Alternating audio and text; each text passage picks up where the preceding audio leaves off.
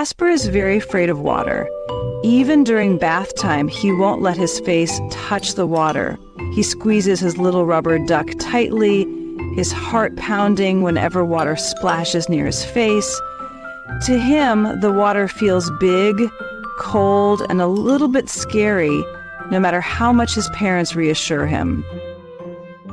Mom and Dad bring Casper to swimming lessons hoping he'll give it a try, but as soon as they reach the edge of the pool, Casper freezes. His eyes widen as he watches the other kids splash and laugh, and he clutches tightly to his mom's hand, feeling his heart race. The water seems so deep, so loud, and far too scary for him to join.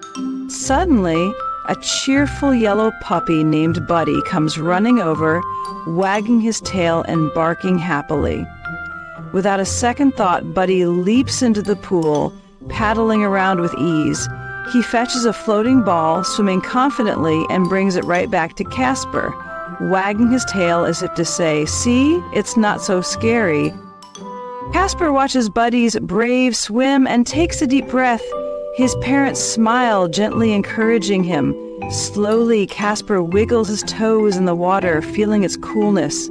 Step by step, with the coach by his side, he moves a little closer. Trying small paddles, for the first time he realizes the water can be fun, not just scary. Whether many days of practice, Casper is ready. He stands proudly at the starting line of his kindergarten's swimming race. The whistle blows and Casper pushes off, paddling with determination. He swims past the others, his heart filled with excitement.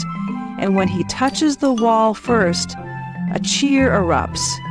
Casper has won, and he knows he's truly brave. Every brave step is a little victory.